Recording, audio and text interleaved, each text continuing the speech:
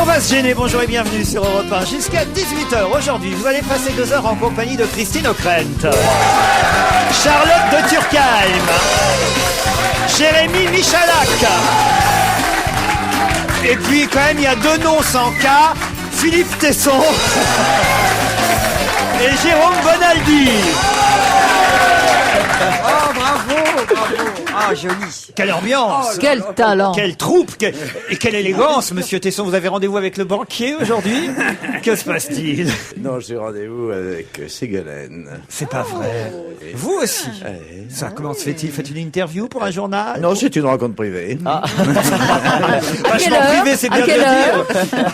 Entre 5 et 7. Ce soir, à la nuit venue. Ce soir, au à la nuit. crépuscule. Vous la trouvez charmante? Vous la trouvez... Ah oui, je la trouve charmante. Oui. Physiquement, vous parlez? Je vous conseille, on Non, recevra ce c'est- soir à la non, télévision Carl Zero, le film qui va sortir bientôt. Sego et Sarko sont dans un bateau où on voit le parcours politique de l'un et de l'autre. C'est très très instructif. Franchement, il avait fait la même chose sur Chirac, ça s'appelait Dans la peau de Chirac, et le documentaire avait d'ailleurs reçu un César. Ouais. Mais Sego et Sarko, c'est pas mal non plus. Et Il n'y a pas que d'ailleurs. Vous l'avez vu? Ah, je l'ai vu. Et qu'est-ce qui se passe à la fin? Ah bah, écoutez, je ne dirai rien, mais on voit quelques autres candidats. Alors, j'avais oublié la gifle de Monsieur Bayrou. On revoit cette gifle formidable dans ce film où Ah Bayrou... oui, au le gamin pauvre qui gosse. essayait de lui Ah, faire mais les c'est poches. extraordinaire. Je pensais pas qu'elle a été aussi violente, cette gifle, parce que c'est vraiment un aller-retour, quoi. Qu'est-ce qui se passe? Il y a un gamin qui lui Non, fait il y a les deux- poches quand il est en banlieue, et on lui envoie une gifle. Non, c'est assez rigolo de revoir ces images-là. On, ben dit, on oui, sent c'est- on sent que politiquement, c'est lourd de sort. C'est des faits importants. Il ouais. y a aussi quelques contradictions évidemment politiques et quelques déclarations évidemment paradoxales. C'est vrai pour tous les politiques, hein. On peut reprendre évidemment leurs déclarations au fil de leur carrière, mais là c'est intéressant pour l'un et pour l'autre. Je vous conseille d'aller voir ce film quand Mais il moi, ce que je sortira. trouve assez intéressant, c'est penser que M. Tesson a un tête-à-tête. Non, mais il nous raconte des bêtises, À la pensez bien. crépuscule. Il peut tout au plus avoir un rendez-vous avec Christine Boutin, mais enfin... J'ai fait depuis longtemps. Ah bon. Mais Bayrou, c'était une. Moi, ça m'a toujours frappé. Ben, j'avais bien observé, puis je l'ai revu plusieurs fois. Il On l'a vous a encore frappé revu la aussi, semaine Bayrou.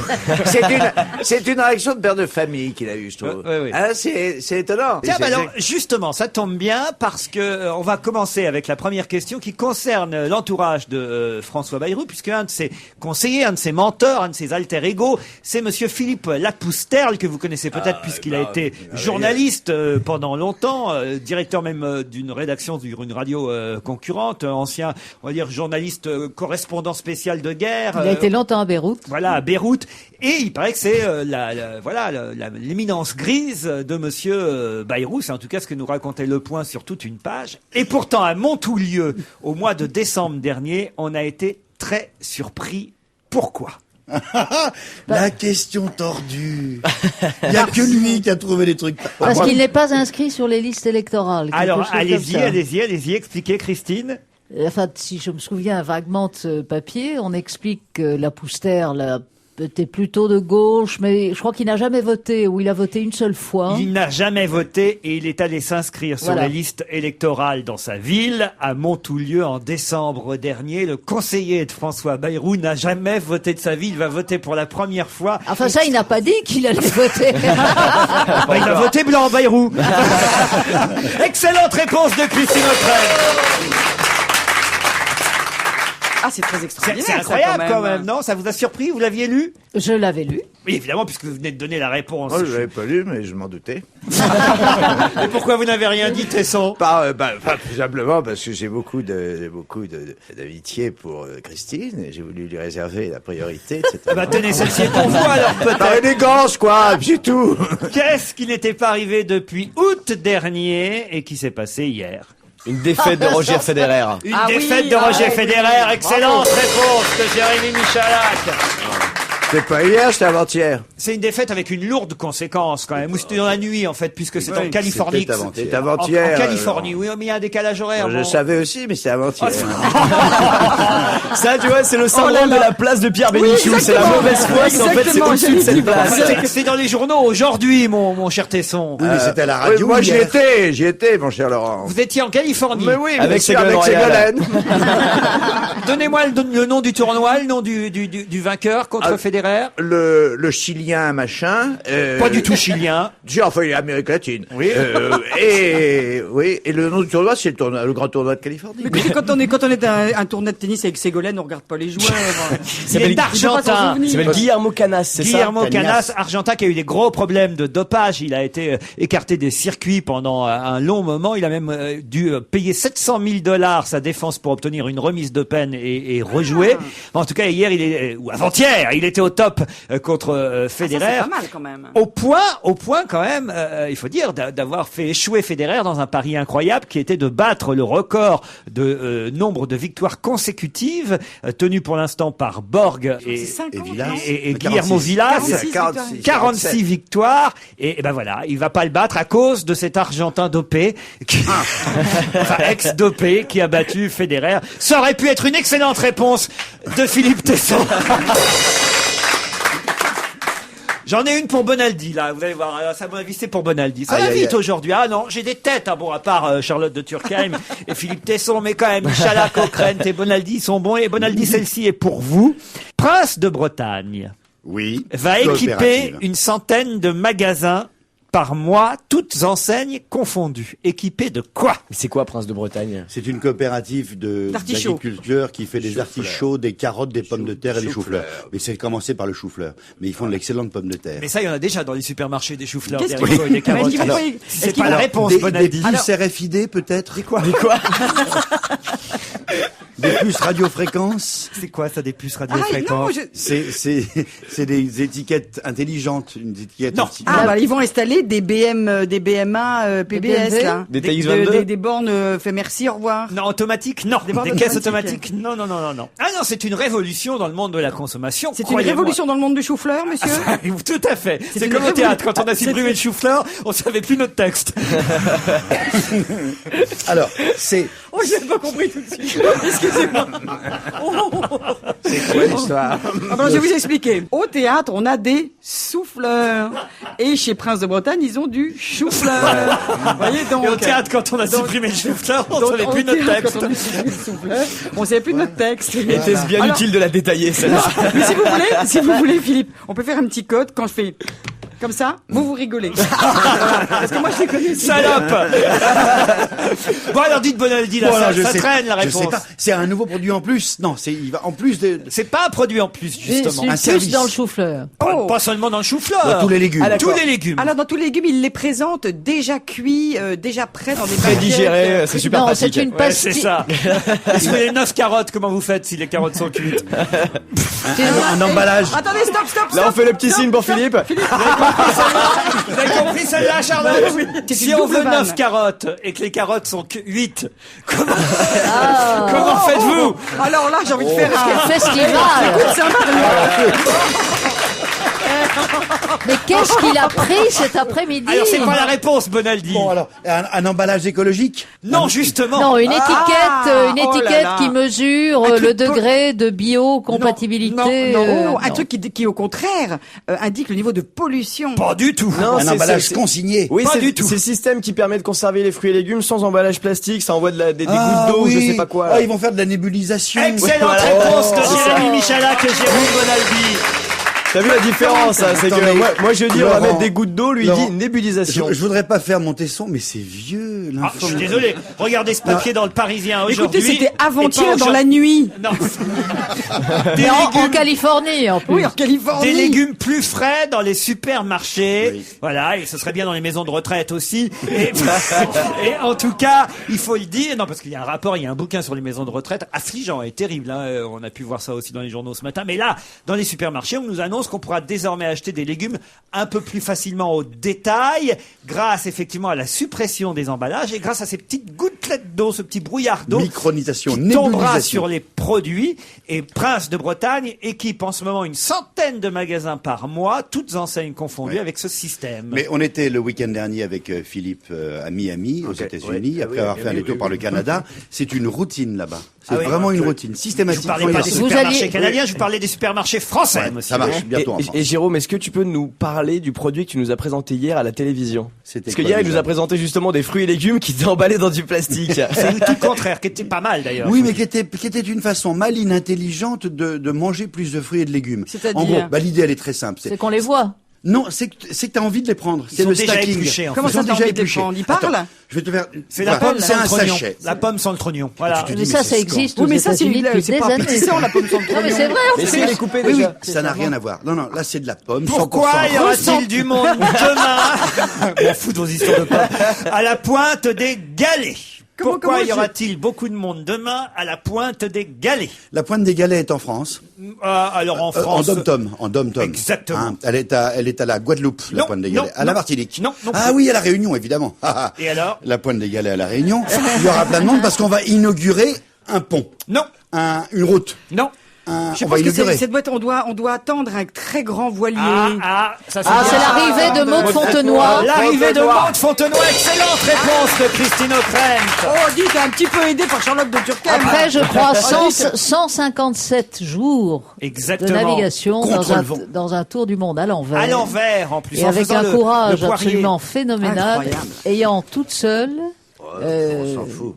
mis en place un gréement de Comment ça fortune. On s'en foutait. Mais non, mais c'est comme Bénichou. Je suis assez d'accord avec Michalak. Il y a un syndrome de cette place dans ce studio. Ah oui, c'est ça, exactement. où celui qui s'y assied N'aime pas le sport. Ça veut dire que dans 2 minutes, tu vas déteste s'endormir. tout, n'est-ce pas? La voile, le ski. Qu'est-ce que vous avez voilà. contre Madame Fontenoy? Bon, non, les choses qu'on peut pas faire, on supporte quand même difficilement que les autres les fassent. Surtout une femme. Moi, j'aurais Surtout pas une du femme, tout fait n'est-ce pas, ça. Philippe D'abord, elle le fait à l'envers, le tour du monde. Oui. Et je Oui. vois pas vraiment. C'est pour ça qu'ils sont cons. Ils, C'est encore et- plus dur. ils attendent à la Réunion. Elle va arriver à La Rochelle. Je vois pas l'intérêt, quoi.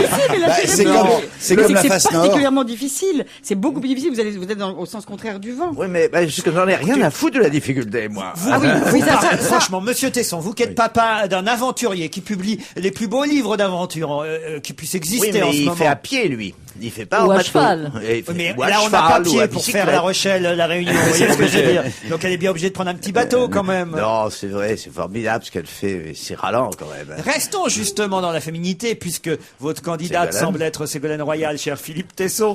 Eh bien, ça va aller très vite, cette réponse, mais tiens, Pour le troisième tour. J'aimerais que ceux qui connaissent la réponse laissent peut-être un petit peu marner ceux qui ne la connaissent pas. parce Oui, que, mais comment deviner? à mon avis, Christine et Philippe connaissent sur la réponse. Les Bon, trois autres, autrement dit, fermez-la. Les 3 autres sont trop Oui. cons, ça voulait dire. Là, tu me laisses la réponse, laissez-leur hein. 30 secondes, Philippe et Christine. Ségolène Royal a déclaré liberté, égalité, fraternité, mais aussi sororité. Que veut dire sororité? Oh, mais savent Ah, tous. attendez, regardez. Ah, Michalak. Aucune idée. Aucune je idée. ne sais pas. Charlotte. Bah, c'est la solidarité entre femmes, les sœurs, les fraternités, les sororités aux États-Unis, c'est dans les bandes d'étudiants et qui font des. Mais pourquoi Sororité. La sororité, solidarité entre femmes. Excellente réponse de Jérôme Bravo. Bonavero. Ah non, non, non, je ne connaissais pas. Enfin, un homme qui aime Non, les mais femmes. c'est vraiment au niveau du certificat. Ah oui. J'avais l'impression. C'est gentil pour Charlotte et Jérémy qui ne savaient pas, je vous Ouais, signale. bah, En plus, c'est pas comme gentil ça. parce que j'ai même pas mon certificat. En plus de ça, c'est pas gentil de votre part. J'étais certain qu'il y en avait au moins 2 ou 3 sur 5 qui ne connaissaient pas le mot sororité. Tout ça, d'abord parce que moi-même je suis allé vérifier dans le dictionnaire. Voilà. J'avais un doute, voilà, sur la Oh, j'avais un sororité. doute. Mais oui, vous parce saviez pas, c'est tout. Si. Sauf que moi, j'ai le courage pas de du dire tout, parce je que ne moi j'ai savais un pas. peu d'intuition. Quand derrière fraternité, et que fraternité vient de frère, vous avez sororité, vous vous doutez que ça vient un peu de mais sœur. quand Voyez, il y a 6 Charlotte mois, de elle a Turckheim. balancé. C'est même pas de l'étymologie, c'est de la phonétique. Qu'est-ce qui va être fabriqué à Marrakech avec du coton malien? Je sais. Oui. Un uniforme. Alors, racontez. dites-le. Je crois que ce seront les uniformes de la SNCF, de la SNCF. Oui. Les 250 000 Dessinés uniformes par- que la SNCF va commander chaque année à Armor Mail, qui, comme son nom l'indique, n'est pas du tout dans Armor, mais va être fabriqué en Inde, au Pakistan, au Oui, mais Chili, c'est quand enfin même, partout en c'est quand France. même Christian une, Lacroix.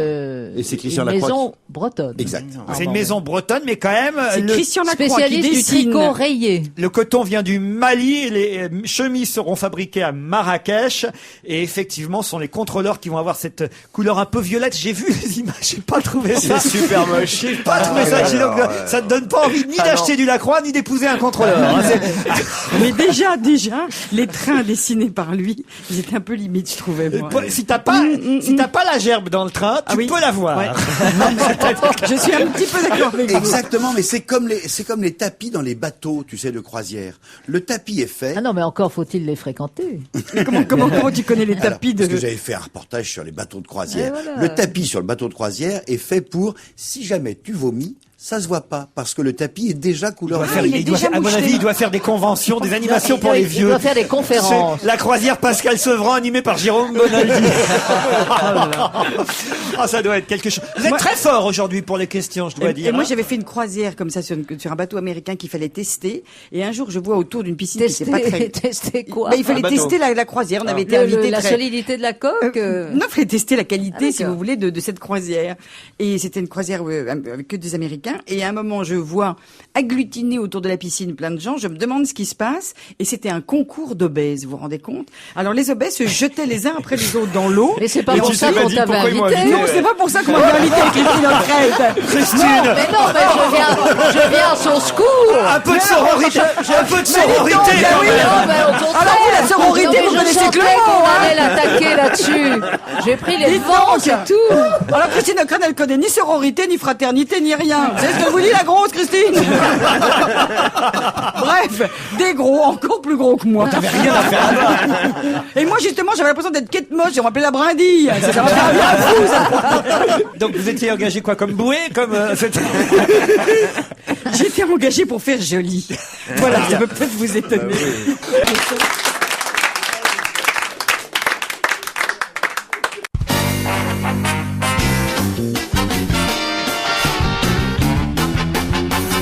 Allez, on continue avec les questions, si vous le voulez bien. J'en ai beaucoup aujourd'hui. Charlotte de Turckheim, Christine O'Krent, Jérôme Bonaldi, Jérémy Michalak, Philippe Tesson.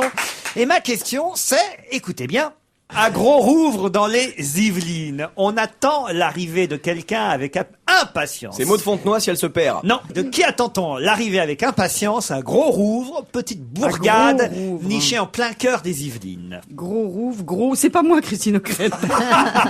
C'est un politique en déplacement. Pas du tout. Une Un statue. enfant du pays qui est parti. Celle-ci peut être un peu plus longue, à mon avis, et je me Gros frotte les mains. attendent. Je vais prendre un café, je reviens. Est-ce que ça, C'est un enfant du pays qui est revenu. D'abord- Un fils Gros, prodigue. Il y a un château à Gros. C'est lié à un enfant du pays, en tout cas. Alors c'est une personne qui doit revenir. Oui, oui, oui. Revenir. Et un couple. Lui, il doit revenir, mais elle va arriver pour la première fois, on l'attend avec impatience. Pourquoi il revient, lui? Ah, bah parce qu'il s'est marié avec une femme connue, je pense. Bravo. Lui, c'est un enfant du pays.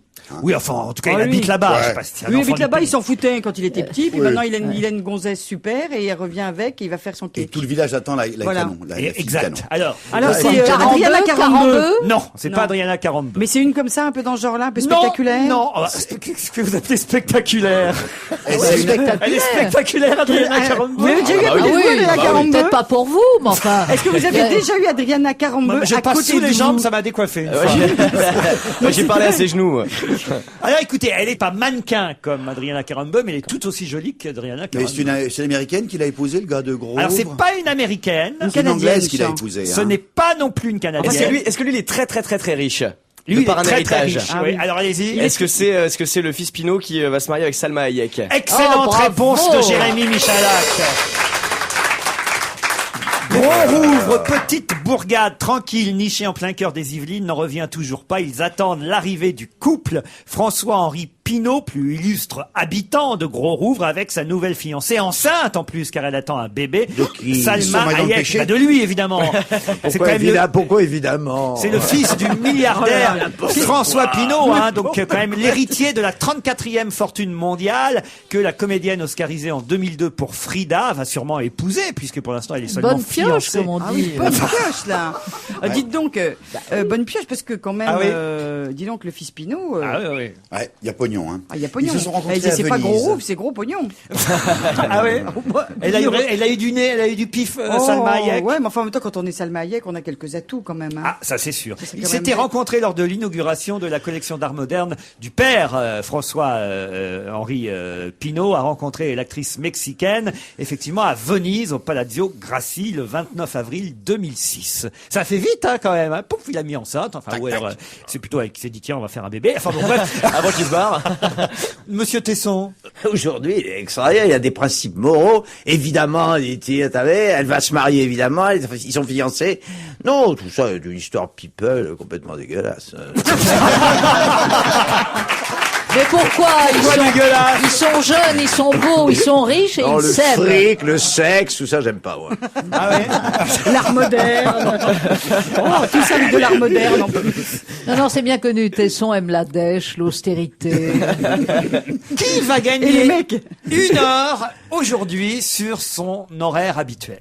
Qui va gagner 1 heure Eh ben, aujourd'hui? c'est moi, parce que je me barre les maintenant. Américains. Non, Les, Pas les les Américains Américains, passent à Christine. l'heure non. d'été. Ils sont nombreux ceux qui vont gagner 1 heure ou il y a Non, une personne il y a une personne. Une personne va gagner 1 heure. Oh, peut-être un peu plus aussi, Ah, ceux qui peut-être. verront cette personne. Quelqu'un qui fait de la télé Oui. Est-ce Il que, a 1 heure d'émission en moins. Non, Bon, En donc moins, vous en allez- plus. est-ce que vous allez licencier quelqu'un autour de cette table? non.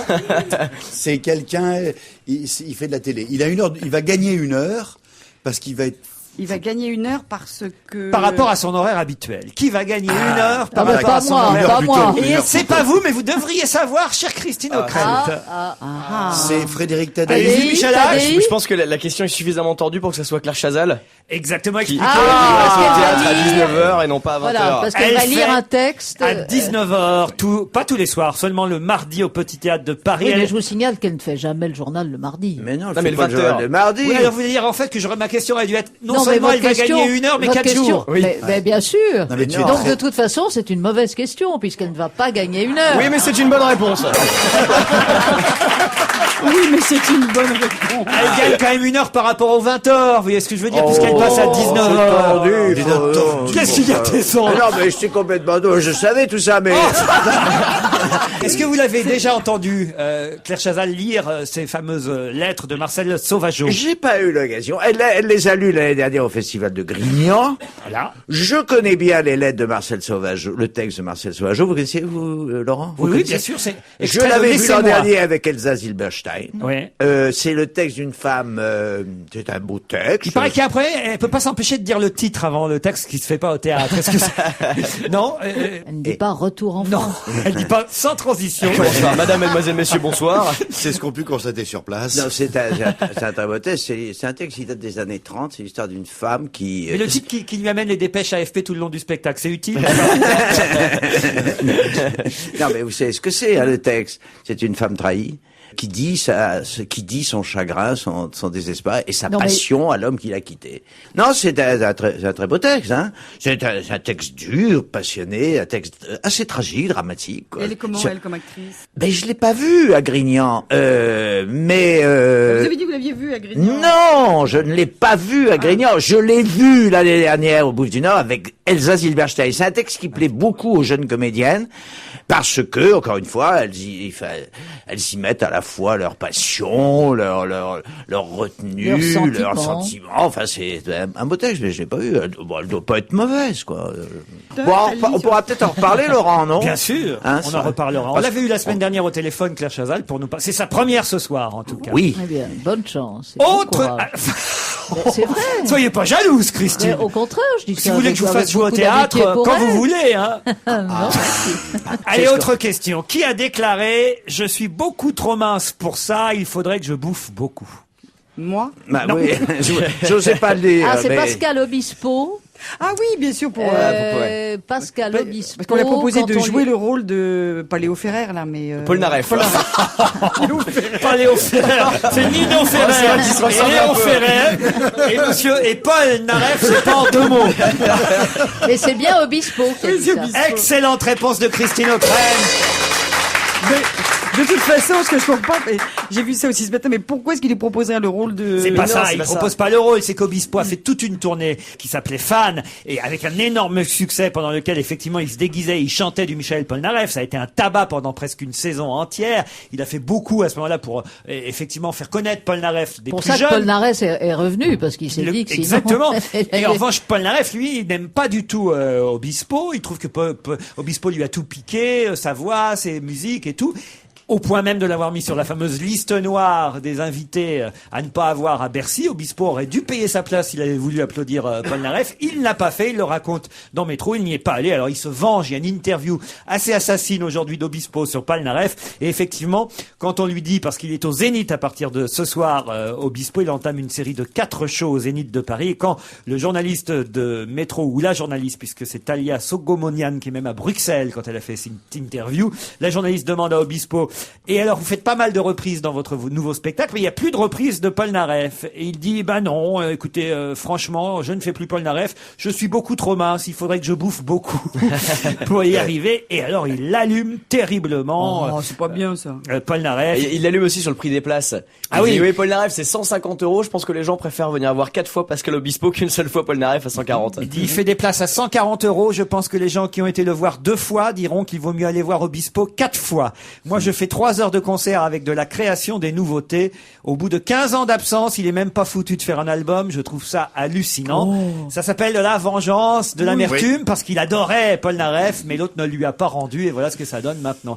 C'est bien fait pour Paul Naref. C'est vrai qu'il a été un petit peu couillon aussi sur cette affaire-là. Il aurait pu lui dire merci mon gars, je suis revenu, t'es sympa. C'est normal qu'Obispo se venge.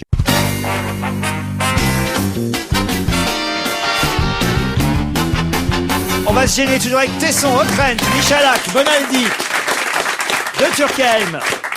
Vous avez peut-être vu samedi soir sur France 2 lors de la fameuse soirée et cérémonie des victoires de la musique. Je dis peut-être parce que là, cette émission n'a pas fait un super score. Il n'y avait pas tant de spectateurs que ça pour voir cette soirée. Mais à un moment donné, on l'a raconté hier. Agnès Jaoui a commencé sa chanson puisqu'elle a reçu une récompense dans la catégorie musique du monde. Et puis elle a été interrompue par un garçon qui est venu pour nous raconter des choses qu'on a eu du mal à comprendre sur la médecine naturelle et sur le cancer.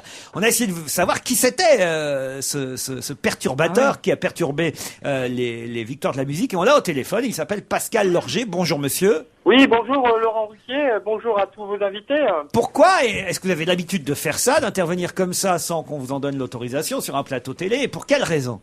La raison pour laquelle je suis intervenu, c'est que moi, ça fait 6 ans que j'ai été guéri d'un cancer avec des remèdes naturels. Et j'ai guéri d'un cancer du foie en phase terminale avec la cure Brosse. Et j'essaye de faire passer le message, et je me suis aperçu depuis, c'est que ça fait longtemps qu'on sait guérir le cancer avec des remèdes naturels. C'est bien connu, tout le monde le sait, ça. Pourquoi on se fait chier à faire des recherches? On s'emmerde. Mais attendez, mais écoutez-le, pourquoi ça serait pas vrai? Enfin, ça serait bien que vous m'écoutiez. C'est ce qu'on fait. La raison pour laquelle j'ai été obligé de passer à travers tout ça, c'est parce que les gens, ils sont tellement endoctrinés.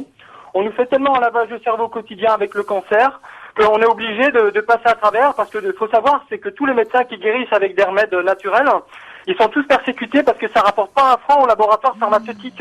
Vous aviez un cancer de quoi et vous avez été guéri grâce à quoi? J'ai eu un cancer du foie il y a 6 ans et j'ai guéri avec la cure Brosse. Vous savez qu'un exemple n'en fait pas un autre, évidemment, monsieur. Si, il y a eu plus de 45 000 personnes qui ont été guéries avec la même méthode. Alors, Nagui, quand vous avez interrompu Agnès Jaoui lors de cette cérémonie des victoires de la musique, Nagui a juste raison, a dit, mais alors, monsieur, puisqu'il y a des émissions sur le cancer, et d'ailleurs, France 2 en a fait une animée par Jean-Luc Delarue il y a à peu près 8 jours de ça, est-ce que, au moins, vous avez pu parler dans cette émission-là? On m'invite pas. On n'invite pas les médecins. Tous les médecins qui guérissent avec des remèdes naturels, ils sont tous persécutés. Je peux vous citer des noms, hein. Parce qu'il guérit avec de Christine Ockrent. Et alors, ils chantent aussi, parce que si j'ai bien compris, vous avez interrompu des chanteurs, c'est ça? Mais vous savez, et donc, quel est le rapport? Alors, vous utilisez n'importe quelle circonstance pour vendre vos salades? Je vends rien, madame. Madame Ockrent, je suis assez étonné de votre réflexion, parce que moi, j'ai strictement rien à vendre. Il faut savoir. Non, mais vous avez bien interrompu, monsieur, si j'ai bien compris. J'ai pas vécu ce moment particulièrement important. Un concert, pas un cancer. Un concert. Vous avez interrompu. En fait, la médecine naturelle guérit contre le cancer. Bien sûr. 3 semaines de jeûne, ça guérit contre le cancer. Le jeûne hydrique avec de l'eau, ça guérit contre le cancer. Ça fait 6 ans que c'est de la médecine naturelle. C'était si facile, franchement. Pensez. Mais tous les partis politiques sont financés par les laboratoires pharmaceutiques, ils sont muselés. Oh, ça, c'est une légende, monsieur, c'est une légende urbaine. C'est pas une légende, Tous c'est une réalité à laquelle vous ne croyez pas, c'est tout. C'est pas une légende. En tout cas, on vous laisse parler, voyez au moins. Vous dites avec vous le laissez parler, mais est-ce que vous savez les résultats? vous privez pas quand même vous pourrez pas d'ironie, d'humour, de mettre en cause. Parce que vous y croyez, vous, monsieur Tesson. Je sais pas, mais d'abord, il y a un tout petit peu de vrai dans ce qu'il dit. Et puis après tout, c'est peut-être vrai qu'il a été guéri comme ça. Non, mais ça, c'est sûrement vrai. Alors, il faut, c'est respectable. Est-ce que vous connaissez les chiffres officiels de la chimiothérapie qui sont de 4,9% de réussite selon l'OMS? ces chiffres-là, même Madame Ockrent, vous pouvez les vérifier. Vous êtes journaliste, c'est votre boulot. Donc faites votre travail et quand vous aurez fait votre travail... C'est ça, oui. Et mon boulot, c'est aussi de vérifier toutes les fadaises, toutes les affabulations qui donnent de l'espoir infondé à des malheureux qui souffrent. Et on leur dit, prenez de la poudre de perlimpinpin, c'est bien connu, ça guérit. Voilà. Bah, écoutez, madame, est-ce que vous savez ce que c'est le cancer réellement? La chimiothérapie n'a que 4,9% de réussite. Donc ça veut dire qu'elle a 94,1% d'échec. Tout le monde sait que la chimiothérapie tue les bonnes et les mauvaises cellules. Et si vous tuez les bonnes cellules qui vont vous tuer votre cancer, les cellules natural killer, les cellules macrophages de l'organisme, forcément ça récidive. C'est pour ça que les gens ils récidivent toujours après des chimiothérapies. Je veux dire, tout ça c'est du business. Et il y a une autre étude qui a été faite en Australie, ils ont trouvé 2,1% et une autre aux États-Unis. Et votre cure, monsieur, je vous interromps à mon tour, votre cure, elle coûte combien? Elle coûte rien, madame, parce que c'est du jus de légumes et des tisanes. Ah bon? C'est là le problème, parce que ça rapporte rien. C'est Ricazaraï, quoi, en fait. Ce que vous nous racontez, c'est Ricazaraï. Ben, on arrête de manger pendant 42 jours, on se nourrit de nourriture liquide. Ces propos n'engagent que vous, hein, évidemment, on est bien d'accord, ces propos n'engagent que vous, mais au moins on vous aura laissé parler. Oui, Laurent Ruquier, même si ça vous paraît étrange, tout ce que je vous dis, vous pouvez d'abord avoir un indice, regardez l'OMS.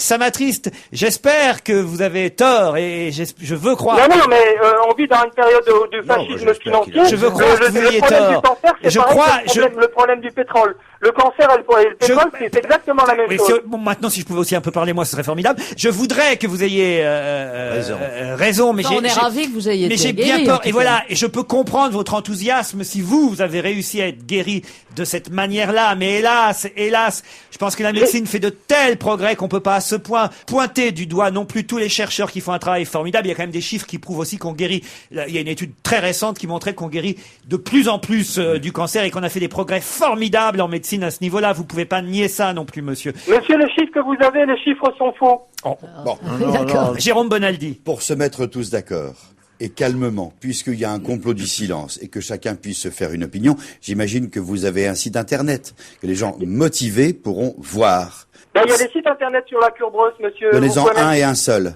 Vous tapez... Ceux qui voudront chercher trouveront. De toute façon, sur Internet, on trouve tout ce qu'on... Mais il n'y a pas que ça qui marche pour le cancer. Sur Internet, on trouve tout ce qu'on... Ça y est, vous allez attendre la prochaine cérémonie maintenant, monsieur. Allez, on vous remercie.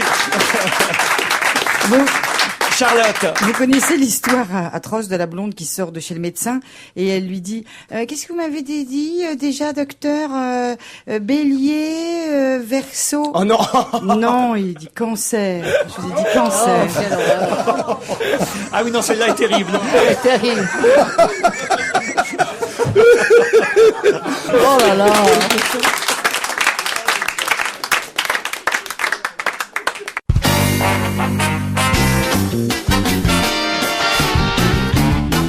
Christine Ockrent, vous voulez revenir sur...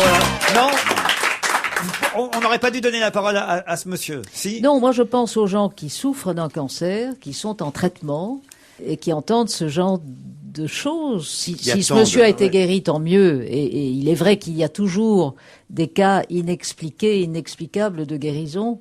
Et tant mieux pour lui, s'il est guéri. Mais on ne peut pas faire croire, hélas, à des gens qui souffrent en ce moment et qui nous écoutent, qu'il suffit de boire des légumes broyés sous forme liquide pour être guéri du cancer. Non, je dirais, hélas, ce serait formidable si c'était vrai. Vous vous rendez compte qu'on n'aurait pas attendu pour le savoir. Donc voilà, moi je suis très mal à l'aise vis-à-vis de ce genre de témoignages. Ce qui est terrible, c'est la forme de fanatisme que ça revêt, parce que d'un autre côté, on peut pas priver les gens, même ceux qui sont en traitement. Liberté d'expression. Premièrement, oui, absolument. Et deuxièmement, pour les malades, on peut pas priver les gens qui sont en traitement conventionnel de recourir comme ça, accessoirement, latéralement, à des médecines comme ça qui donnent soit une illusion, soit un espoir. Ce qui est terrible, c'est la façon exclusive dont les uns et les autres parlent, quoi. Alors, c'est vrai.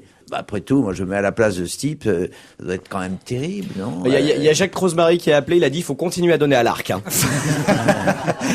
Dites, Michalak, puisqu'on est dans les choses insensées et incroyables, vous avez regardé les chiffres, d'ailleurs Morandini a dû les donner déjà hier, mais les chiffres de la télévision, et c'est vrai que c'est assez rigolo. Il y avait Ocean's 11, c'est ça? Ouais, dimanche soir, c'est les audiences. Rappelez quand même le casting du film Ocean's 11. Ocean 11 sur France 2, le casting c'est George Clooney, Brad Pitt, Matt Damon, enfin des beaux mecs et des grosses stars américaines. Julia Roberts. Julia Roberts, ça fait 5,7 millions de téléspectateurs. Et en face, sur France 3, il y avait Victor Lanoux, Louis la Brocante et sa moustache et sa camionnette. Ça fait 5,7 millions, le même score. Alors pourquoi s'emmerder? Et sont des rediffusions à chaque fois. Non Hollywood, Victor Lanoux, t'attends. Ils sont prêts, là. Alors, une question, dans le cas de Victor Lanoux, c'était une rediff ou c'était un nouvel Non, épisode? c'était un nouvel épisode. Un nouvel épisode. Mais c'est typique et caractéristique, c'est formidable. Le montage est lent, on comprend tout, c'est la France profonde. Ah, je ça sens qu'on va vent. parler de François Bayrou. Ce sera pour tout à l'heure. Parce qu'avant, je voudrais quand même dire à nos auditeurs que quand je suis arrivé, Charlotte de Turckheim et Philippe Tesson étaient en plein calcul mathématique parce qu'ils avaient lu effectivement dans la presse ce matin cette enquête sur la sexualité des Français qui nous dit que l'âge du premier rapport sexuel des femmes est devenu aujourd'hui plus proche et même très proche de celui des hommes. Le premier rapport sexuel pour une femme est à 17,6 ans et pour les hommes 17,2 ans selon les personnes interrogées qui ont entre 18 et 19 ans dans une enquête sur les comportements sexuels. Il y a quand même 12 364 hommes et femmes de 18 à 69 ans qui ont été interrogés. Voilà, il y a quasiment plus de différence. Garçons et filles font l'amour pour la première fois à peu près au même âge. Oui, c'est un peu vrai. Mais ce qui nous a intrigué comme chiffre, c'est le suivant. C'est-à-dire Oui. que en 2006, on s'est posé question avec Jérôme et avec Philippe, parce qu'en 2006... Ils n'ont pas trouvé la réponse. Ah non, alors nous avons chacun une théorie. sa Je théorie. vous Allez-y. explique. Moi, j'en ai en deux, 2006, on compte en moyenne 4,4 partenaires sexuels au cours de la vie pour les femmes. D'accord? Contre 11,6 pour les hommes. Donc ça veut dire que... D'abord, moi, c'est le virgule 4 qui m'intéresse, parce que soit on couche, soit on couche pas. Donc, 4 filles qui couchent complètement et une qui couche à Celle 4. qui couche avec Michel Hack, c'est la C'est un virgule. demi, par exemple. Alors, comment ou alors, on se dit qu'il y en a 4 qui couchent et une demi qui fait une petite gâterie, simplement. Voilà. Peut-être c'est ça que ça veut Peut-être dire. c'est ça. Et pour les garçons, ils sont à 11,6, donc presque 12. Donc, on s'est dit que s'il y a 12 garçons qui couchent, il y en a que 4 filles qui couchent. Oui, mais est-ce que Donc- vous savez qu'il y a beaucoup plus de femmes que d'hommes? Oh, pas beaucoup. Ah oui, mais là, En France, il y en a 1 700 000. Il y a 1 700 000 C'est pas femmes suffisant pour donner de plus l'explication. qu'il n'y a d'hommes. Peut-être, Non, mais mais c'est pour compliquer un suffisant. tout Ah petit oui, peu. ça complique un Je croyais peu que Tesson plus. allait dire, c'est pas suffisant pour trouver. Oui, Mais alors- oui, mais il y a plus de bonnes sœurs que de moines. Alors ça veut dire que dans la vie, donc ça veut dire que en gros chaque garçon a connu 12 femmes dans sa vie et chaque fille a connu 4,4 garçons dans C'est sa pas vie. possible. Ça Comment veut dire bien que... sûr, pourquoi c'est pas possible? Nous, regardez, imaginez, le plateau est divisé en deux. D'un côté, Attention à ce que 10 tu vas garçons. dire. Hein. Je De suis au l'autre plateau. centre. Non, d'un côté 12 garçons. 16 garçons d'un côté et 16 filles de l'autre. Oui. Oui. Chacun des garçons, Oui. il a couché avec 16 femmes. Avec, bon, on va Non, dire 12 chacune des femmes, avec pourquoi 12 tu femmes. dis Chacune des 12 qui Non, sont mais en ils face se de vendent lui. toujours. D'accord. Oui, Oui, commencer alors, avec les D'accord. mecs. Mais donc en face, chacune a couché avec les 12 de l'autre côté, donc ça va pas. Bah non. Donc comment Bah, on c'est fait ce qu'on dit, Eh ben, ça mais va non, pas. mais ce que je te dis, il y en a, Ben il y en a oui, 4. mais Vous pouvez coucher plusieurs fois avec la même. Mais c'est quand très même. simple. Ah non, jamais. Alors moi j'ai l'explication. S'il y a 12 femmes, il y en a que 4 qui couchent sur les 12. Essayons. Donc, il y Le en a- mieux, c'est de faire un exercice pratique.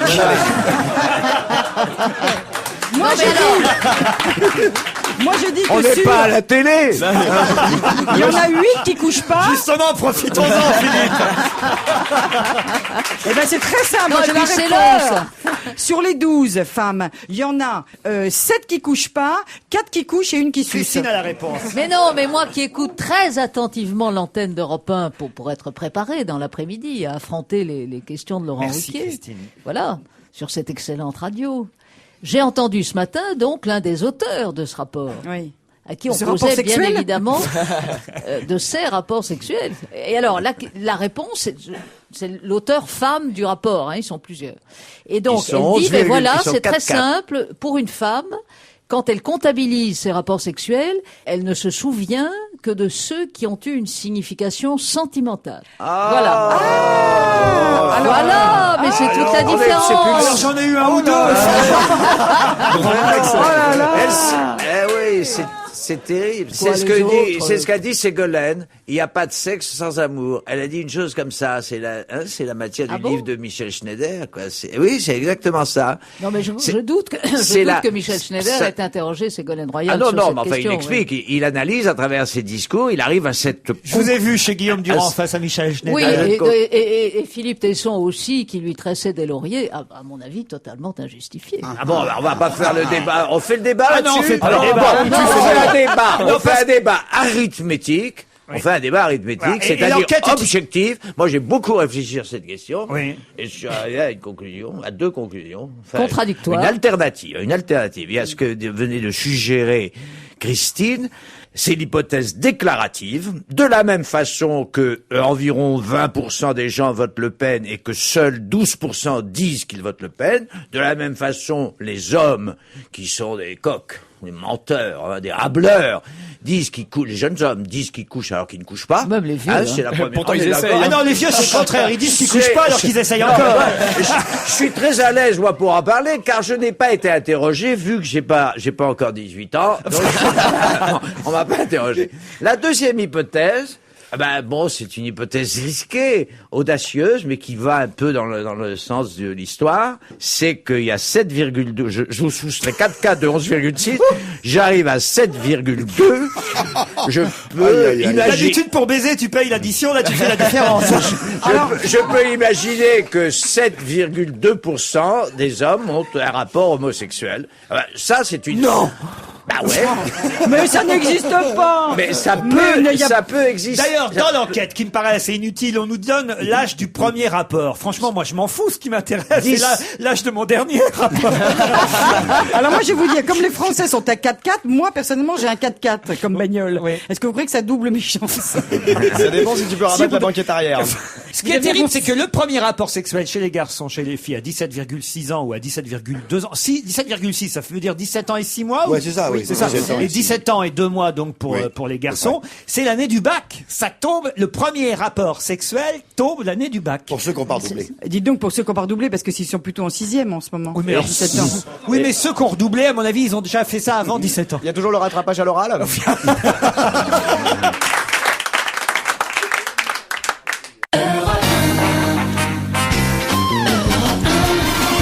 On va se gêner, c'est la deuxième heure. Nous sommes ensemble depuis 16h et jusqu'à 18h. Vous pourrez profiter de Charlotte de Turckheim, Christine O'Krent, Philippe Tesson, Jérémy Michalak et Jérôme Bonaldi.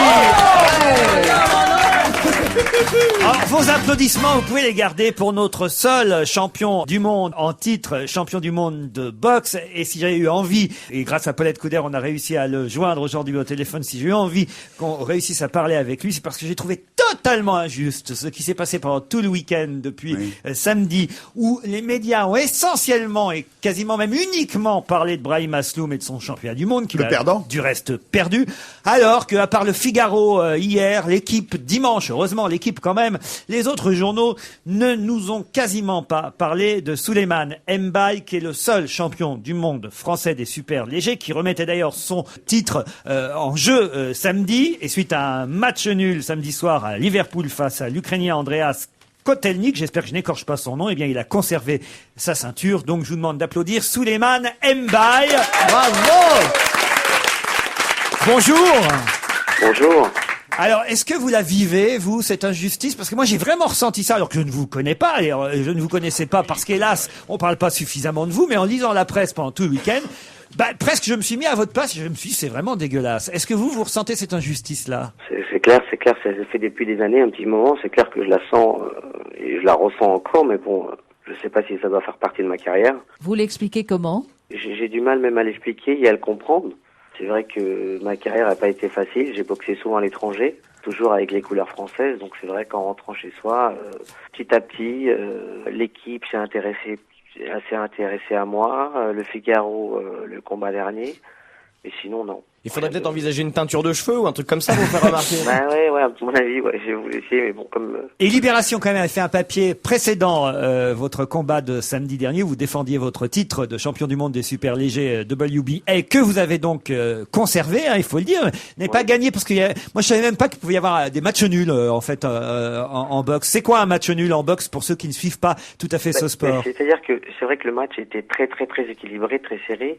Et puis bon, les juges ont dit qu'effectivement, il était très serré, donc on préférait donner un match nul, et donc celui qui est champion conserve sa ceinture. Alors, vous avez donc conservé votre ceinture de champion du monde, alors que effectivement Brahim Asloum, lui, n'a pas réussi à conquérir cette ceinture dans sa catégorie à lui. Et est-ce que c'est parce que vous êtes entraîné par un Anglais, alors qu'évidemment ce sont les frères Akariès qui s'occupent de Brahim Asloum? Est-ce que c'est la raison pour laquelle on vous boycotte un peu dans les médias, et aussi, et j'imagine, le fait que Canal+ soit la chaîne de la boxe évidemment en France et sponsorise plus ou moins, et plutôt plus que moins, Brahim Asloum, et pas vous? Je peux pas dire ça parce que le combat a été retransmis sur Canal+. C'est vrai. C'est vrai que ça aide pas que je boxe pas en France parce que le seul promoteur est donc Michel Akariès. Vous, c'est Franck Warren, votre promoteur. Oui, voilà, Franck Warren. J'ai dû m'exiler parce que j'étais donc en France, mais bon, j'avais pas eu la chance, on va dire, que Brahim a, donc il a fallu que je trouve une chance ailleurs. Effectivement, les Anglais m'ont ouvert les bras. Alors, il faut dire qu'il y a un troisième champion du monde possible, ou en tout cas un deuxième, vu que Brahim Asloum, lui, n'a pas obtenu le titre. C'est Jean-Marc Mormec, qui souffre aussi un petit peu d'être, mais moins quand même, d'être dans l'ombre de Brahim Asloum. On parle plus de lui que de vous. Mormec, lui aussi, va pouvoir peut-être récupérer sa ceinture, c'est ça? Exactement, mais le problème, enfin, on a eu un petit peu le même parcours, moi et Jean-Marc, lui avant moi, c'est qu'il est parti s'exiler donc aux États-Unis. Là, ça fait son retour depuis 5 ans. Et là, j'espère que donc il va obtenir cette ceinture. C'est vrai qu'on souffre de ce côté-là, mais bon, en boxant les 3 ceintures où il a perdu contre Bell, donc là c'est la revanche. C'est vrai que ça lui a donné une notoriété qu'il méritait bien depuis longtemps, non? Alors vous avez sortez en boîte, couchez, faites des people, faites des bêtises comme ça, la prenez de la drogue, ouais. Montez sur scène de Victoire de la musique, c'est un truc quoi. Draguer Christine O'Krent. On m'a proposé ça aussi, mais bon, après on a eu le boxeur, donc. Vous avez 32 ans, mais là quand même maintenant on devrait parler un peu plus de vous, j'imagine, en tout cas c'est ce qu'on vous souhaite, et on voulait. Vous le faites bien, donc ça. Voilà, et on voulait nous souligner l'injustice de la presse en général, parce que franchement, Tesson, là, il faut quand même que, on va dire c'est les journalistes sportifs, mais se remettre un peu en question, parce qu'il y a quand même, parce que vous êtes journaliste, Tesson. J'ai fait tout ce que j'ai pu pour ce garçon, mais personne. Regardez par exemple, je prends le JDD, voilà, regardez le JDD, une photo énorme de Brahim Asloum contre l'Argentin, Asloum prenant des coups, Asloum reste dans les cordes, le Français échoue dans sa quête du titre mondial poids mouche, c'est les gros titres, puis là il y a un petit encadré, Mbaye conserve sa ceinture, c'est quand même énorme, ça devrait quand même plutôt être le contraire, c'est celui qui conserve sa ceinture et qui est champion du monde qui devrait avoir la page entière, et l'encadré pour celui qui perd. C'est toujours très difficile, Laurent, de parler des choses qu'on ne connaît pas. Oh, moi j'y arrive. Philippe, l'excellent Bénichou à votre place, hier, eût dit, c'est la preuve que le sport devient de plus en plus un spectacle et qu'on ne regarde pas le titre. Les banalités. Est-ce que c'est un bon vendeur? Ça fait 70 ans que j'entends Bénichou enfoncer les portes ouvertes. Parce que c'est un bon boxeur. Vous êtes né à Clichy-sous-Bois, Souleymane? Non, à Clichy-sur-Seine. Clichy-sur-Seine. C'est donc une erreur sur Internet qu'il faut que Wikipédia corrige tout de suite, car sur Internet, sur Wikipédia, l'encyclopédie libre, on vous donne comme lieu de naissance Clichy-sous-Bois. Ah non, Clichy-sur-Seine, parce qu'il n'y a plus de place à Levallois. Déjà, parce que c'est Brahim Asloum qui avait pris la place à la maternité. Peut-être. Moi, je suis né avant lui, donc. On vous applaudit encore, bravo, Souleymane Mbaye. Tiens, j'avais encore une question à vous poser, parce que je vous ai pas tout posé quand même encore. Alors, elle va être assez simple, la question qui vient. Dans quelles circonstances Eddie Mitchell va-t-il passer en première partie de Pierre Lescure? Chez Maupassant, France 2 ce soir. Héritier. Allez-y, expliquez, Philippe Tesson. Eh bien, dans une série commandée par je ne sais pas qui Par France 2. Par France 2. Une série qui a très très bien marché la semaine dernière. La semaine dernière, c'était la première, je crois, pendant quelques semaines. Une collection, on dit dans ces cas-là. Voilà. La collection une anthologie Maupassant, réalisée par quelques... Chabrol, entre autres. Différents réalisateurs. De prestige. On verra ce soir. d'adaptation d'une nouvelle de Maupassant. Deux nouvelles, dont, oui, mais je parle d'Eddie Mitchell, là. D'abord, Eddie Mitchell est la vedette d'une nouvelle de Maupassant qui s'appelle L'Héritier. L'héritage. Ou l'héritage, oui, c'est ça, avec l'héritage. C'est la même chose, c'est l'histoire d'un héritier. À moins qu'ils aient fait une réédition du Guide Maupassant, mais Avec la petite Chloé Lambert, qui est une excellente jeune comédienne, Sébastien Thierry, je sais pas qui encore. Il joue le rôle du père Cachelin, Eddie Mitchell, dans cette nouvelle de Maupassant. C'est ça, c'est l'histoire d'un type qui donne sa fille à et Pierre Lescure, qui m'a excellemment succédé dans la direction de Philippe Tesson pour l'émission Ça Balance, sur Paris Première.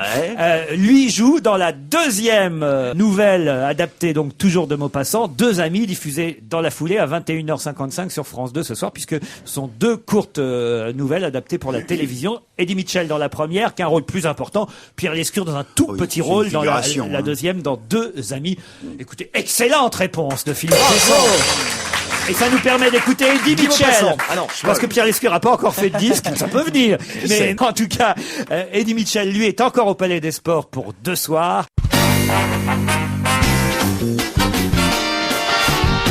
On va se gêner jusqu'à 18h avec Christine O'Krent, Philippe Tesson, Jérôme Bonaldi, Charlotte de Turckheim, Jérémy Michalak.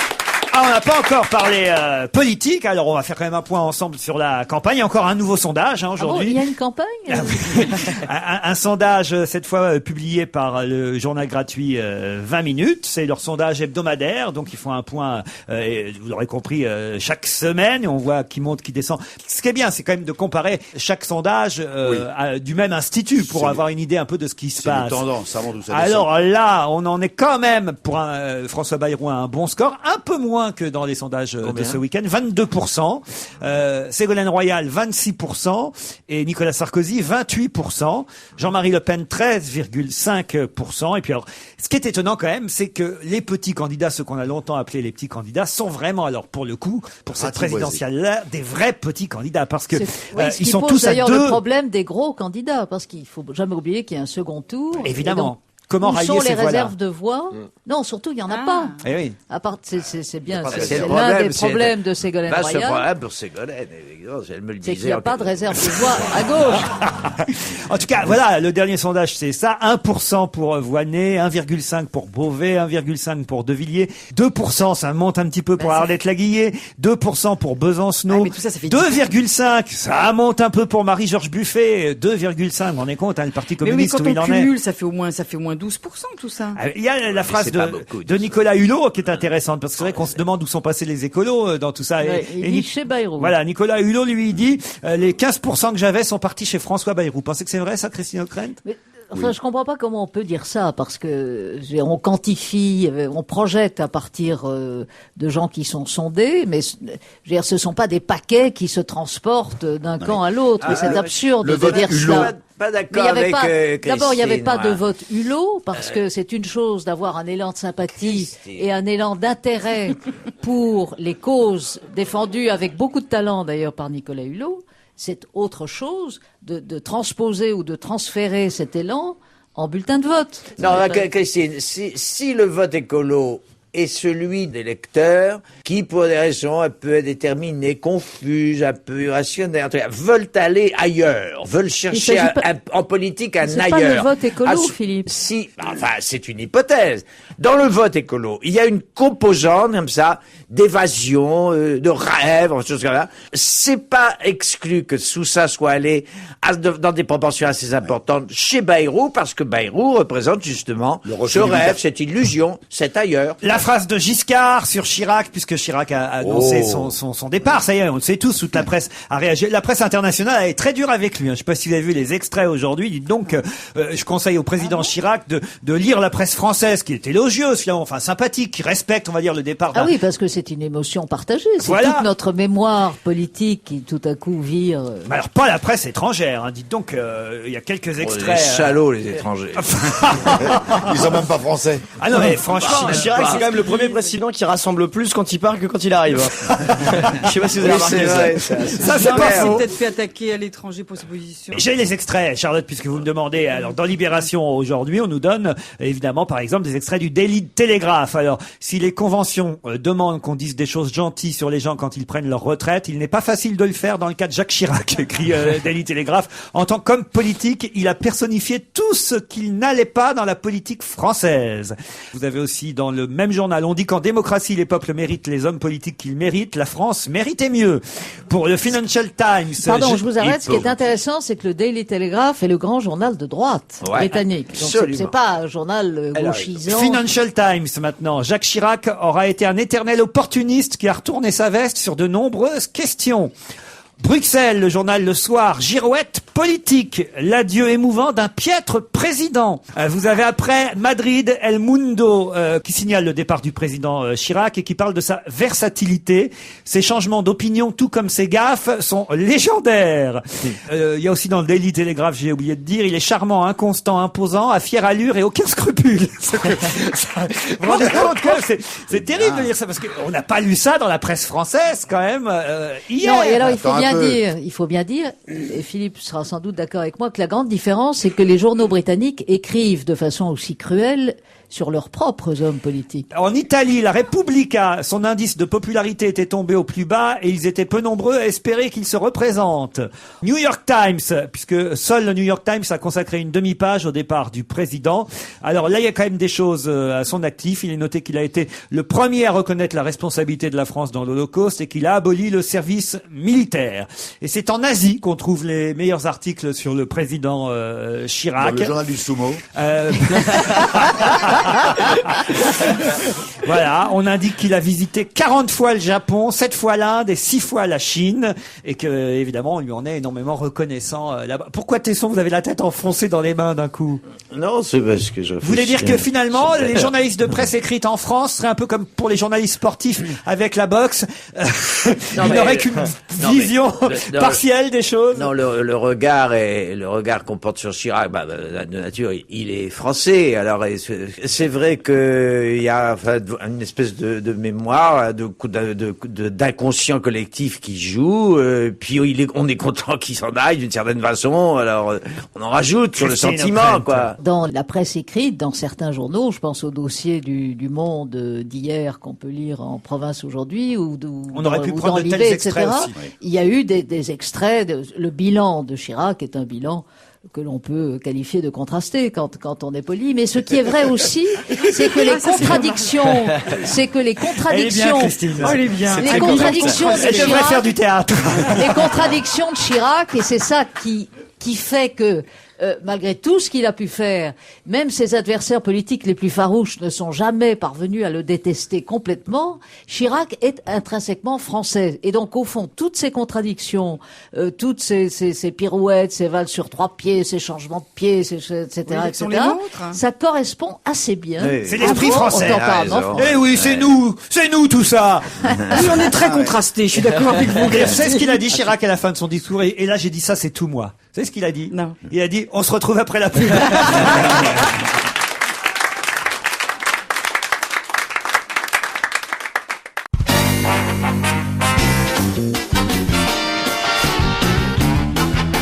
On va se gêner jusqu'à 18h. Charlotte de Turckheim, Philippe Tesson, Jérôme Bonaldi, Christine Ockrent, Jérémy Michalak et Serge Liado au téléphone.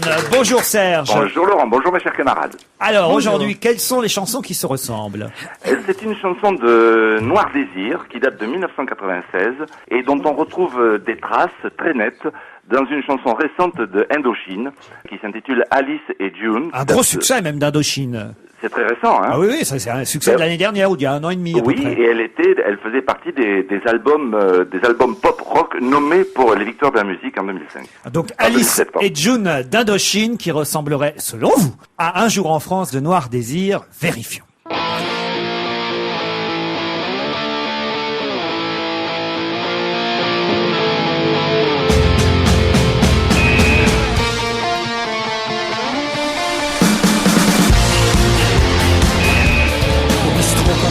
Il y a les beaux discours, au poteau les pourris, les corrompus aussi, dents blanches et carnassiers.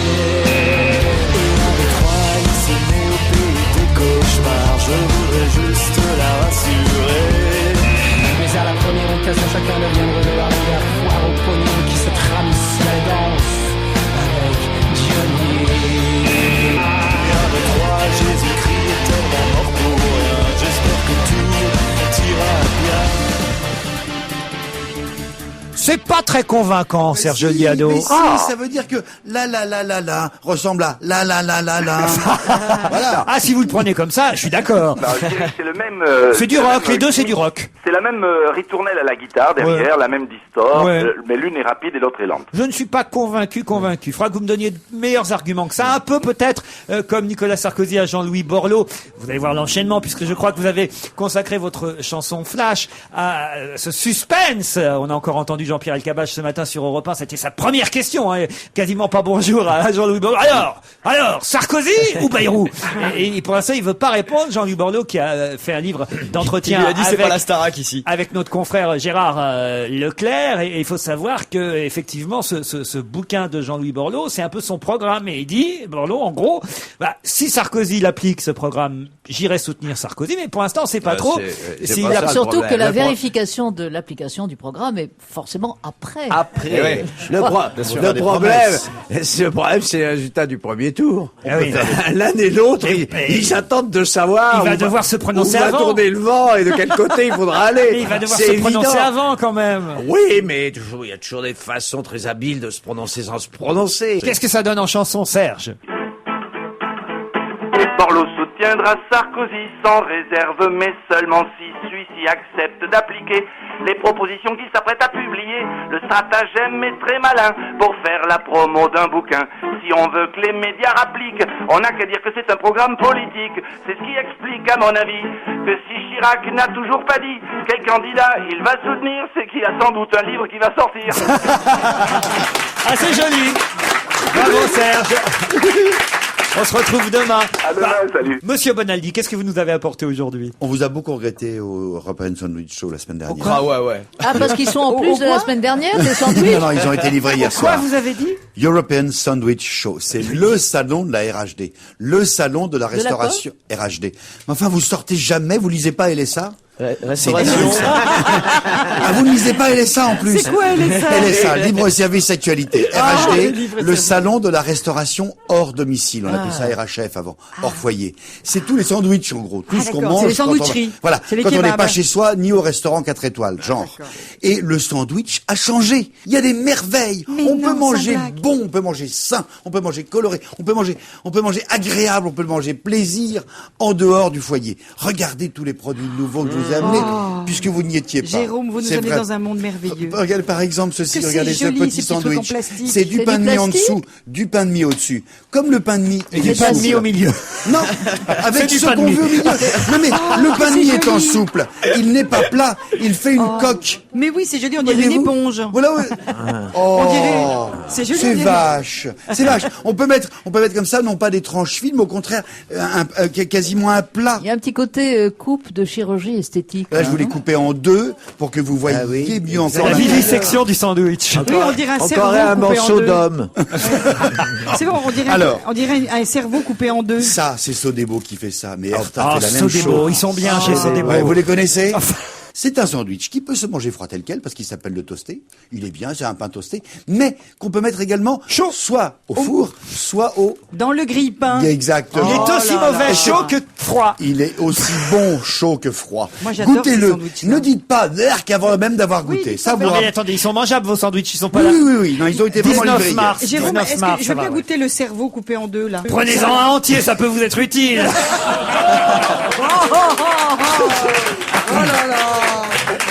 Tiens, pauvre Charlotte. regarde, une boîte, elle est en Normandie, elle Il y fabriquait a juste... déjà un truc que vous pourrez dire chez Sodebo, ce serait bien qu'on puisse les ouvrir facilement. Ça fait quand même déjà 30 secondes que j'arrive pas à ouvrir ce putain d'emballage. Arrêtez de dire ça. Essayez vous alors. C'est une entreprise qui est en Jérôme, Normandie, qui je peux fabriquait goûter juste... vraiment Mais oui, non, Attendez, mais- je voudrais qu'on calcule combien de temps. Attendez. Mais c'est pas fait pour être ouvert, Laurent. 4, 5, 6, C'est restauration à domicile, pas restauration rapide. Il a déchiré sa chemise. Vous avez le temps de vous le faire vous-même et de faire un pot-au-feu avant d'ouvrir le paquet. Hein. Oui, pardon. Qu'est-ce que c'est que cette histoire? Ça, c'est terrible. Pourquoi ils foutent maintenant des emballages qu'on peut pas ouvrir? Parce qu'il faut éviter la démarque inconnue et les... Je goûte le sandwich, ça des beaux, mesdames. Alors écoutez, moi je viens de goûter l'espèce de truc mou genre Spontex là, c'est délicieux. Ah, merci. oui. Jérôme, c'est quoi ça, kebab party? C'est le programme de Sarkozy. C'est la première. C'est une entreprise moderne, jeune et dynamique, qui est en Normandie, qui fabriquait jusqu'ici des grilles et des rôtissoirs, et qui a lu le Parisien, en disant, ouais, le kebab, cacaboudin, la DGCCRF, elle a vu des microbes partout. Ils ont décidé de faire du kebab. Mais un vrai kebab. Pendant ce temps-là, il termine son sandwich. Je vais vous raconter un truc très drôle, parce que je le teste vraiment pour vous. Je suis arrivé, on va dire, à plus de la moitié du sandwich, et je viens de tomber sur une tomate. Pendant la première moitié, j'ai pas eu le droit. Mais là, d'un seul coup, j'ai dit, tiens, il y a une tomate. Surprise, surprise, bonne surprise. Ah, bonne surprise. Vous pourriez faire passer Peut-être qu'à la fin, je vais trouver du jambon.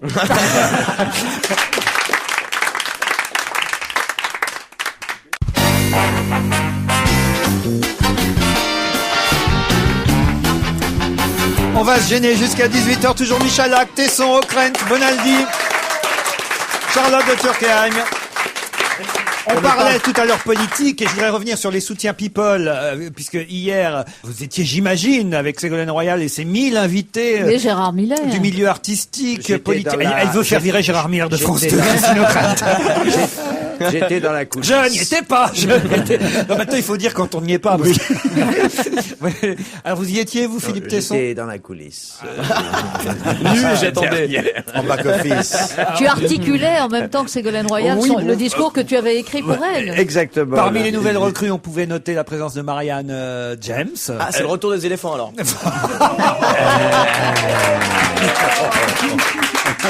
Alors, vous avez justement une liste. Il y avait Jeanne Moreau, qui est quand même. Je vous pas parle une- des jeunes, moi. Oui, mais non, mais moi je pensais aux éléphants. C'est quand même pas une poulette de lait. Il y avait Jeanne Moreau.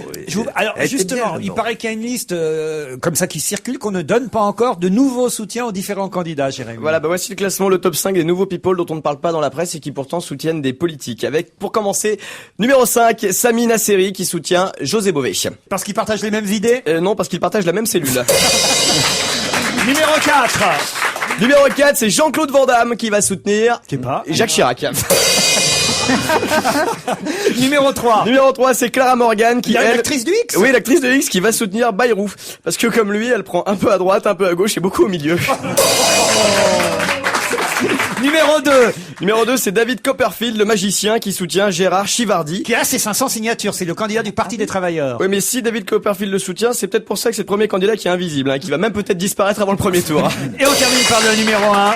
Des rappeurs. Ah oui, il y a des rappeurs en fait qui ont essayé de s'engager. On l'a vu, il y a Diams avec Ségolène Royal, Gynéco avec Sarkozy. Alors Jean-Marie Le Pen, lui, s'est dit tiens, je vais essayer pourquoi pas d'avoir un rappeur. Alors il a eu la mauvaise idée de demander son avis à MC Jean Gabin. Bon, il a été assez clair dans sa réponse. Il lui a dit Je t'emmerde, je t'emmerde et je t'emmerde. c'était une bonne réponse. Parmi les soutiens hier à Ségolène Royal, on annonçait, ils avaient l'air déçus dans les journaux, Benabar, et il paraît qu'il Il était pas là. Il était pas là. Vous savez pourquoi il était pas là? Voilà. C'était tout dans sa chanson. On s'en fout, on n'y va pas. Au dernier moment, il a dû rester avec sa femme et une pizza à la télé. Et il a eu parfois, on se dit, on a bien raison de rester avec une pizza et sa femme devant la télé, hein, Charlotte? Ah oui, moi je reste souvent avec la D'ailleurs, pizza et ma femme. Non, il s'est dit on s'en fout, on n'y va pas. Il y a déjà Tesson qui est sur place. C'est bon. On va plus vous entendre dans notre émission pendant un petit moment, Charlotte. Et non, parce que Tu pars en croisière. Non, je pars demain, mais j'ai un peu les chocottes pour tout vous dire, parce que j'ai accepté un peu hâtivement l'émission de France 2 où on vous emmène au bout du monde, la terre inconnue avec Frédéric Lopez. Ah, ce que Muriel Robin a fait en Namibie. Voilà, c'est ça. Et ce que Tim Seat a fait. Et qu'est-ce qu'il faut faire, manger des araignées? Voilà, c'est ça, comme exactement. Alors, j'ai dit oui, parce que je me dis, oh, c'est amusant et tout. Et puis, en fait, j'ai regardé entre-temps ce que j'aurais dû faire peut-être avant. T'es dingue. Les documents. Mais tu sais pas où tu pars, donc non, vraiment. donc je pars demain matin, et en fait, je pars même, il y a même pas de bagages. Donc, ils vous emmènent les vêtements, ils vous font essayer des vêtements chauds et des vêtements froids pour que vous ne sachiez pas, évidemment, où vous alliez. Il faut que ça dépayse quand même, il paraît. Ils vont peut-être vous emmener à Clichy-sous-Bois. Peut-être, mais peut-être parce que c'est toujours pour aider des populations défavorisées. Alors peut-être qu'ils vont aimer. Mon côté Marie Chantal va faire très bon effet. Écoutez, j'ai le droit de rien emporter, mais j'ai quand même emporté un petit ensemble Chanel. Ça fait toujours très bien chez les papous. Le seul truc qui m'a quand même un peu inquiété, c'est qu'ils m'ont fait essayer des tenues chaudes, une espèce d'énormes doudounes comme pour monter sur l'Himalaya. Et puis après, ils m'ont fait essayer un truc qui m'a un peu inquiété, une espèce de tenue paramilitaire, avec une espèce de casquette, on aurait dit une espèce de matone allemande. C'était assez disgracieux. Et à part pour renverser un dictateur, je vois pas... Tu pars en Tchétchénie. Oui, c'est ça. Du coup, je me dis... Ça va être sympa. Pourquoi une telle tenue? Je pars 15 jours, ils viennent me chercher demain matin à 9h. On en revient transformé, vous savez. Muriel Robin, après ce voyage, est revenue plus sympathique. Ah si, elle l'a dit partout que ça changeait l'âme humaine, que d'un seul coup on devenait beaucoup plus solidaire, beaucoup plus aimable, beaucoup plus... Non, en Afrique, en Namibie. Elle avait déjà une Namibie.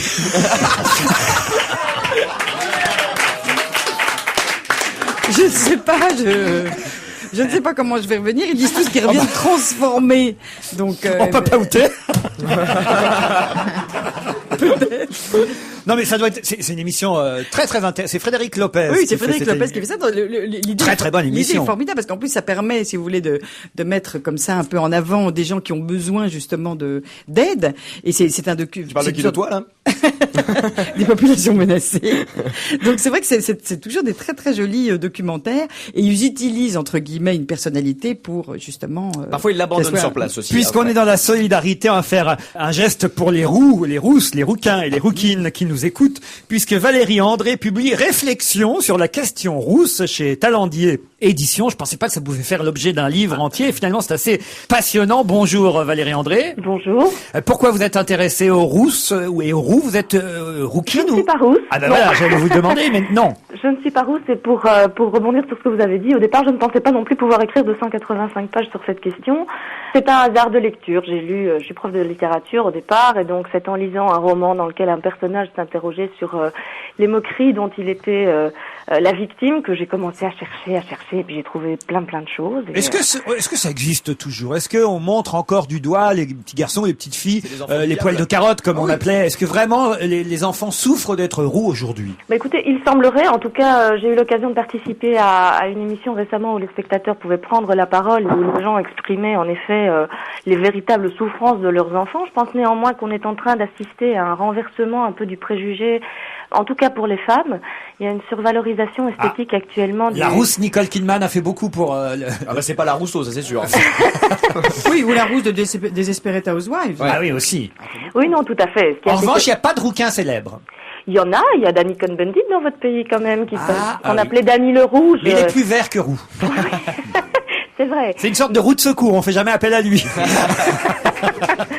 Mais néanmoins, c'est clair que la rousseur de Cohn-Bendit a été associée justement au préjugé qui est associé à la rousseur masculine, qui est d'être volontiers irascible, bagarreur, grande gueule, alors que pour la femme, c'est davantage une connotation érotique, sensuelle, et qui prend une revalorisation aujourd'hui. Judas était roux, selon vous? On le prétend, en tout cas, disons que lorsque l'on regarde les textes, il n'y a absolument aucune mention de la rousseur de Judas. Dans l'imagerie collective, il l'est. C'est assez intéressant de s'intéresser justement sur ce phénomène, puisqu'on peut... Marie-Madeleine aussi. Également, donc associé, si vous voulez, à la question de la prostitution, en sachant qu'en effet, dans les textes religieux, il n'y a absolument aucun élément qui permet d'attester cela. Donc on est vraiment dans l'idée reçue, dans le préjugé. Et on les brûlait avant, quand même. Oui, ça fait aussi partie du préjugé qui mérite, je pense, d'être relativisé. Ce qui est intéressant, c'est qu'il est, en tout cas, très très intégré à la croyance collective, et on le retrouve très très visace dans la littérature, qui est donc la deuxième partie de mon étude, puisque j'ai travaillé sur le préjugé et les odeurs. à travers la littérature. Alors, est-ce qu'elles ont une odeur? On a dit qu'on n'en parlait pas, Jérôme. Mais c'est très intéressant ce que vous dites là, parce que justement, c'est un des préjugés les plus vivaces, auquel d'ailleurs Pierre Desproges, le regretté Pierre Desproges, avait accordé un petit article de son dictionnaire l'usage des bien-pensants, où il dit le rouquin est le banni pestilentiel de l'espèce, et où il reprend en effet toute cette idée du préjugé de l'idée reçue sur l'odeur des roux, et qui était d'ailleurs revalorisée à l'envers par le magnifique roman de Patrick Zuskind, Le Parfum, qui a été porté à l'écran récemment et qui défigure un peu le propos, enfin complètement le propos. Jérémy, qui est un petit roux, en fait. Quoi? Vous êtes un petit roux, vous? Un petit roux. Oh, oui, vous êtes un peu rouquin. Je suis un peu rouquin, mais vous avez vu ça où, ça? Il y a des taches de rousseur. Mais à quel endroit du corps? De quoi vous parlez là? Si, enfin, je suis un petit roux. Disons que vous Mais pourriez pas d'insulte, merde, ça vous va. pourriez être roux. Voilà. J'aurais pu être roux, ouais. Non, dans les roux célèbres, vous en avez oublié un quand même. Il y a Donald Trump. Ah oui. Et lui, c'est le roux de la fortune. C'est chez Talendier, en tout cas, réflexion au pluriel sur la question rousse. C'est signé Valérie André. On vous remercie pour vos réponses à nos questions. Merci beaucoup.